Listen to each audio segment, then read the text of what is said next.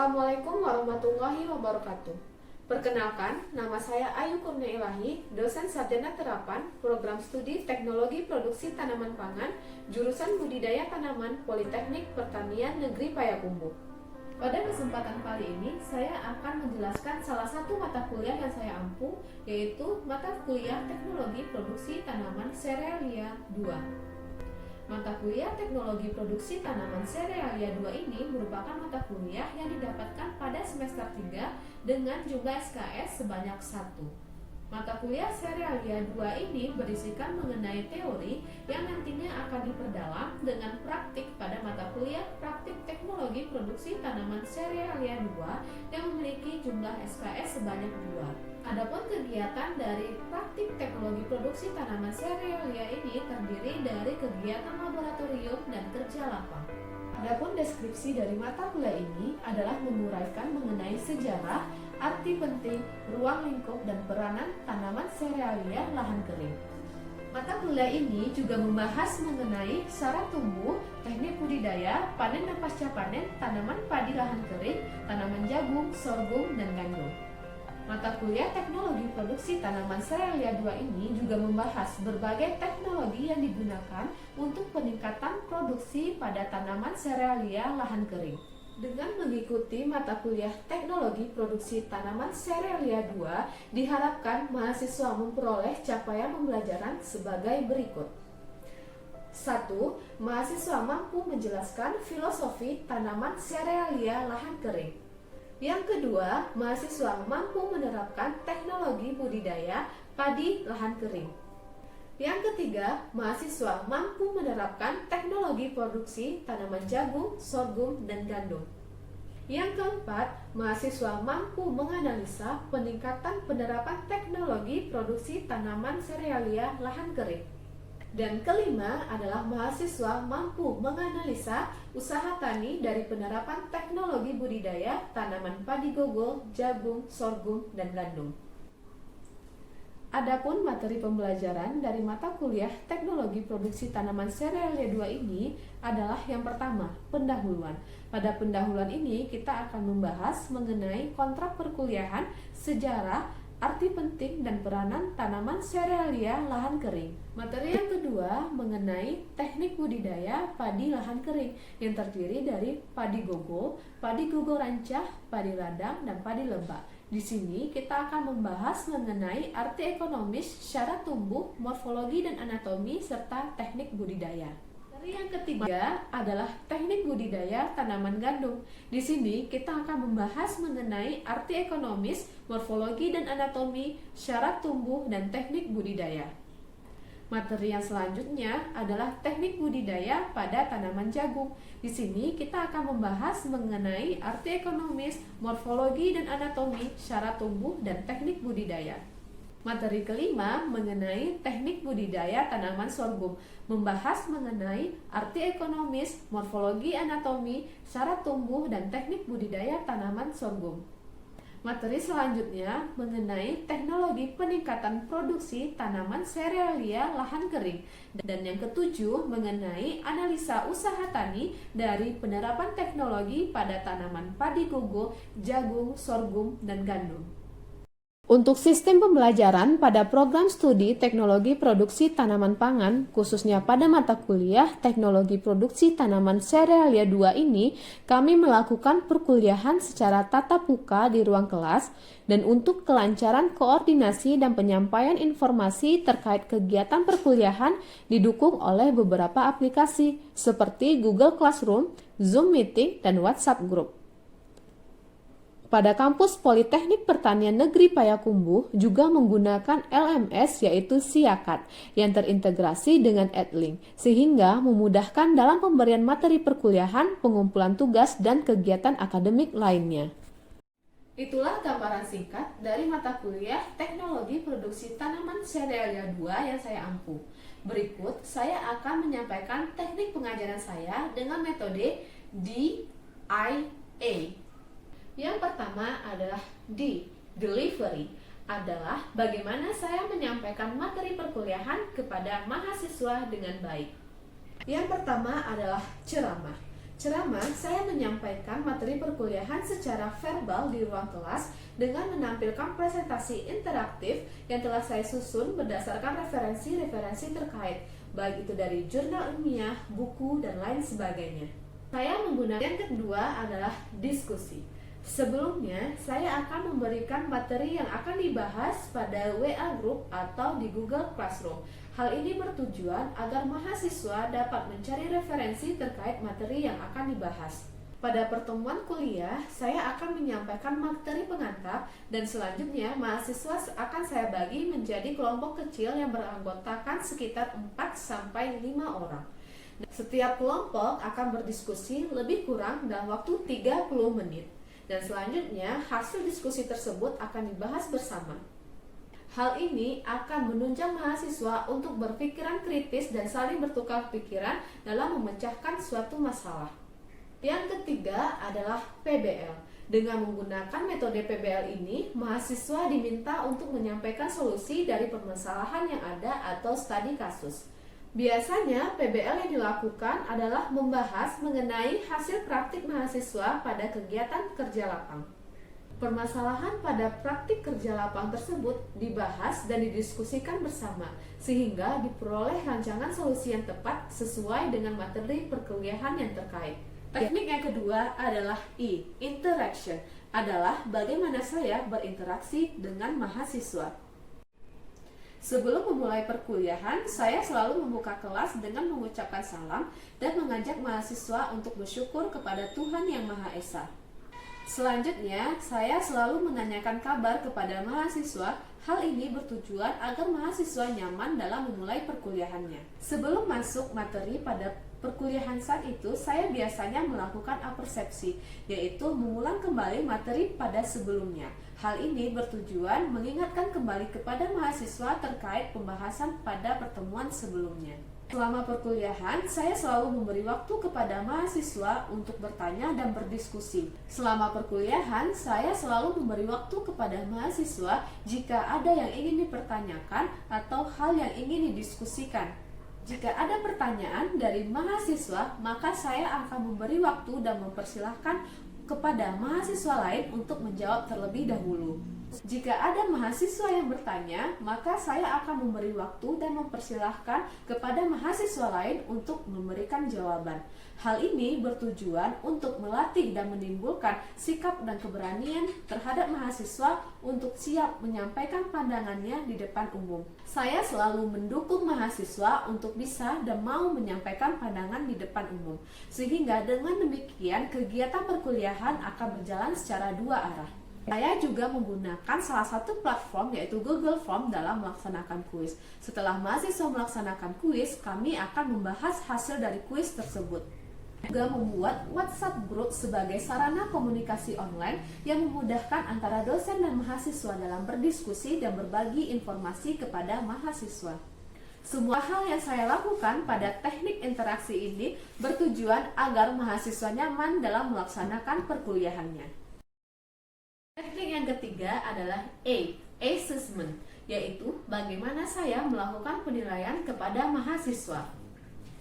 Pada pertemuan awal perkuliahan, saya selalu menyampaikan kontrak agar disepakati bersama. Satu isi kontrak perkuliahan adalah cara penilaian dan bobot penilaian kepada mahasiswa. Hal ini bertujuan agar mahasiswa mengetahui bobot penilaiannya, sehingga bisa memotivasi mahasiswa dan mahasiswa dapat menyusun strategi dalam melaksanakan perkuliahannya. Berikut adalah contoh pembobotan penilaian yang saya lakukan. Sekian pemaparan singkat mengenai mata kuliah Teknologi Produksi Tanaman Serealia 2 yang saya ampu. Berikut ini cuplikan pertemuan mata kuliah Teknologi Produksi Tanaman Serealia pada pertemuan pertama dengan materi pendahuluan. Selamat menyaksikan. Assalamualaikum warahmatullahi wabarakatuh. Waalaikumsalam warahmatullahi wabarakatuh. Selamat pagi semuanya. Pagi, Bu. Bagaimana kabarnya di pagi yang lumayan dingin? Hari pertama saudara berkegiatan kembali. Gimana kabarnya? Baik. Baik ya, sehat ya? Apa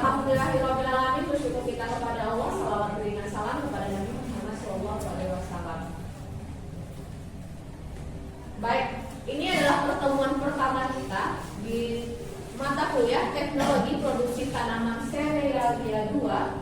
Sebelumnya kita sudah bertemu ini di mana? Ya.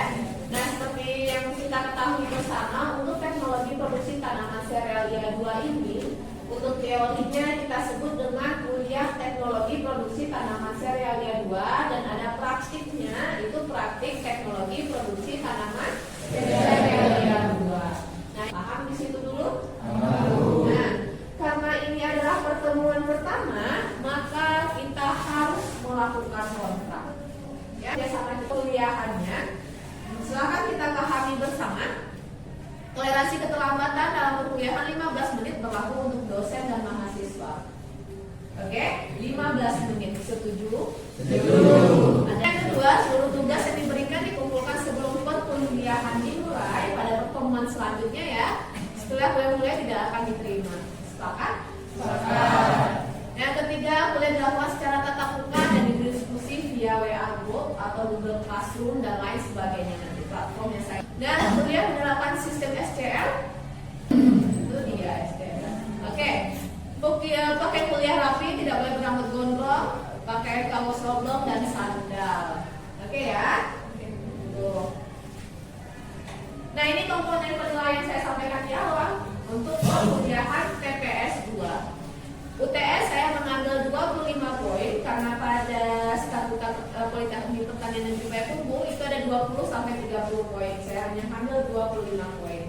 Untuk UAS itu 30 poin, tugas 25 poin, disiplin 10 poin dan kuis 10 poin. Dari komponen ini ada yang mau kita diskusikan? Udah map aja ini. Ini ada yang ingin kita diskusikan? Sama dengan ini? Oke, ini adalah WhatsApp group dari teknologi produksi tanaman serealia 2. Silakan saudara scan barcode-nya dan bergabung di WhatsApp group kita. Saya baca dulu terhadapnya. Siapa yang dipanggil namanya silakan di tangannya ya. Hafizatul Amanah, Rizka, Najwa, Linda, Nur Aziza, Rani, Resa. Nah, ini adalah materi kita pertama pada perkuliahan TPS 2 ini. Yang pertama kita akan bahas mengenai sejarah, ruang lingkup, arti penting tanaman serealia. Sebelumnya, saya ingin mengingatkan kembali ini memori masa lalu saudara terkait dengan materi perkuliahan sebelumnya TPS 1. Oke? Nah, seingat saudara, tanaman serealia itu apa? Tanaman biji-bijian. Ada tambahan?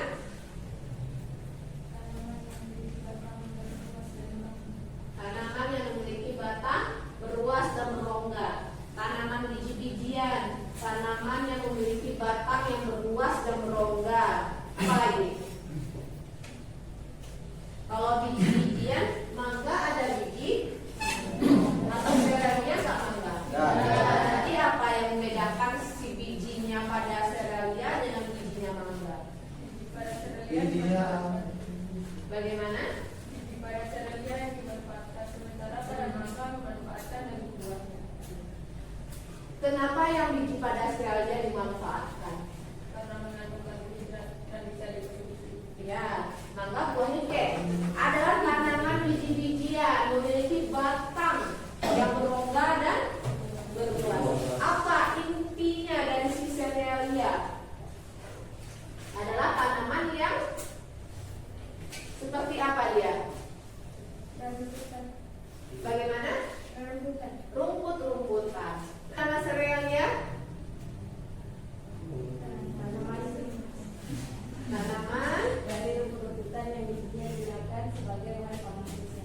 Oke, tanaman rumput-rumputan yang menghasilkan biji dan dimanfaatkan oleh manusia.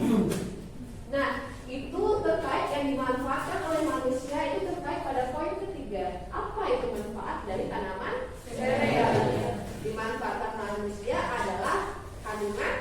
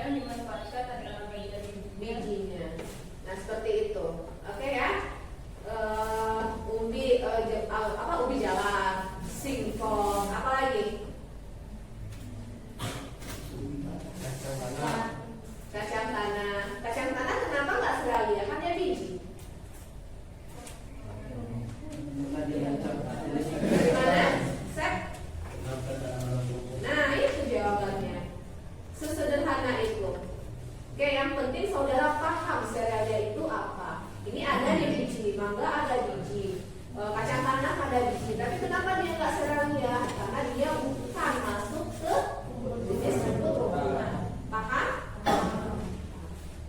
Nah, saudara ketahui tanaman serealia, kita contohkan padi. Padi biasanya ditanam di mana? Apakah ada kemungkinan padi untuk tidak ditanam di sawah? Dengan padi?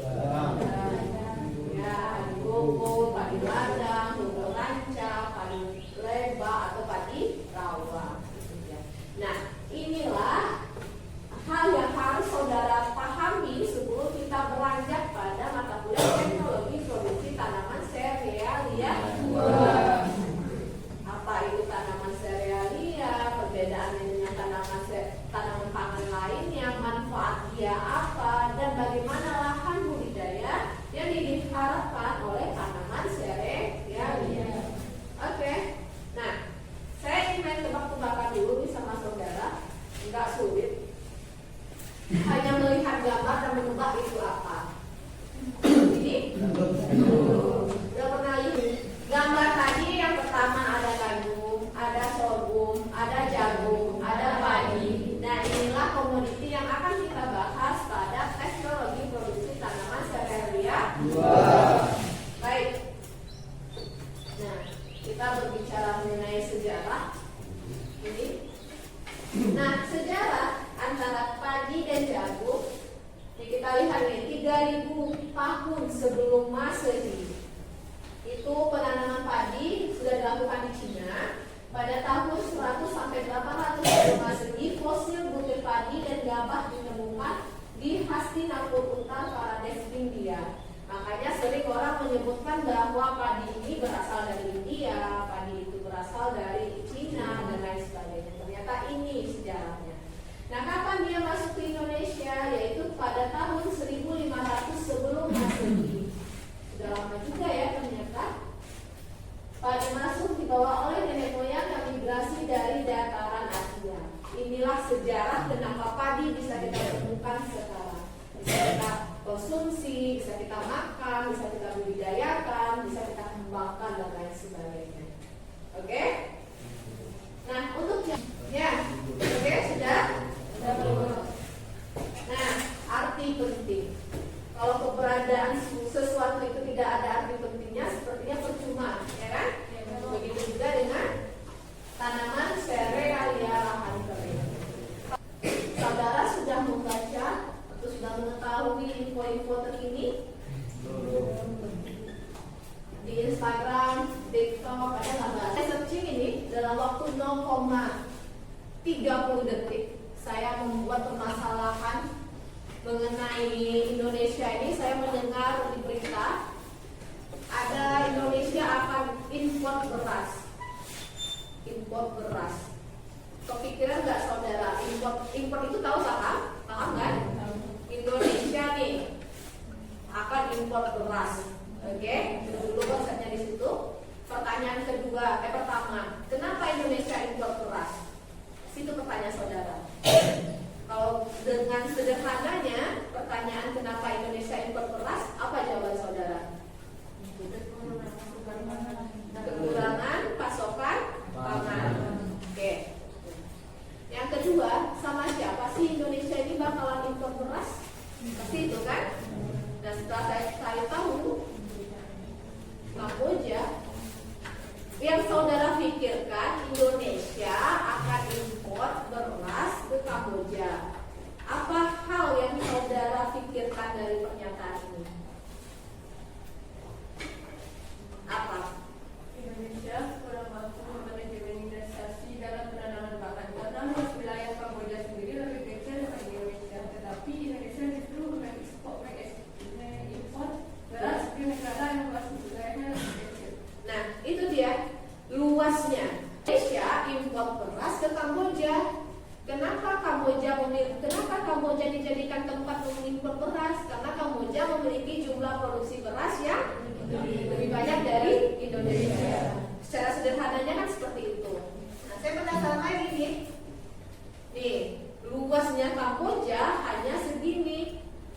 dengan Indonesia begini. Jauh sekali, tapi kenapa si Indonesia yang importnya ke sini gitu loh? Bisa nggak lihat perbandingannya nih? Kamboja cuma punya 181.000 kilometer persegi. Indonesia 1,905 juta kilometer persegi. Boleh dihitung perbandingannya berapa ini? Ratusan warga di pegunungan Papua hadapi wabah kelaparan. Wabah kelaparan ini wabah. Yang saudara dengar kalau kalimat wabah ini apa? Ya. Kenapa wabah? Karena sering terjadi. Padahal konsumsi pangan tidak hanya mesti harus dari daerah. Nah, tergambar polemiknya. Itu dia. Makanya kita perlu membahas ini tanaman serealia, tanaman pangan, prodi saudara, ada tanaman serealia, tanaman kacang-kacangan, tanaman ubi-ubian. Mengartikan apa? Bahwa pangan tidak hanya dari padi. Kalau misalnya kita bisa mengembangkan sumber-sumber pangan lainnya yang kearifan lokal, yang kekayaan lokal, sumber karbohidrat lokal dan lain sebagainya, namanya itu sudah jadi sertifikasi pangan. Ya lagi kita ketemu Indonesia impor beras ke Kamboja. Itu yang permasalahan kita wali hari ini dengan permasalahan agar apa semangat saudara nanti sampai selesai kuliah di sini. Dan ingat di pundak saudara ini udah ada beban ini.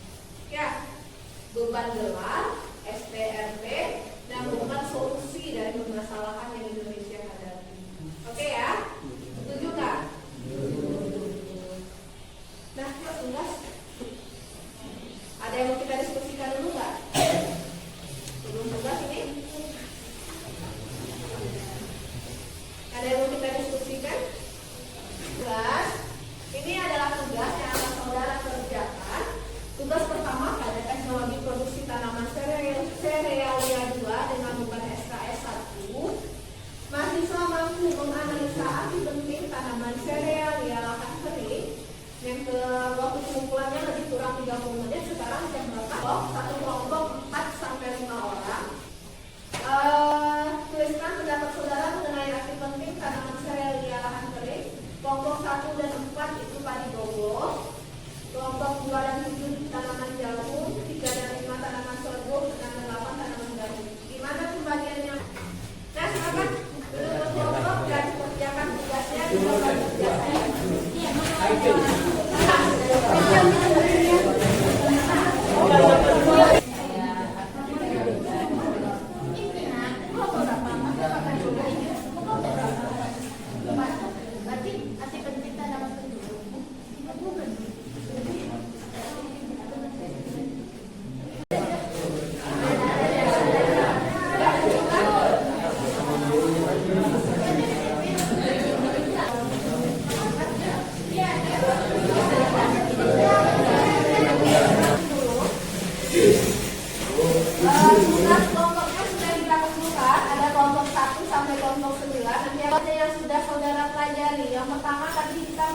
Mengenai sejarah, oke?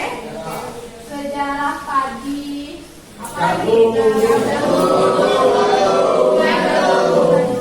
rata-rata tanaman serealia masuk adanya ini pada tahun berapa? Ditemukan itu pada tahun berapa?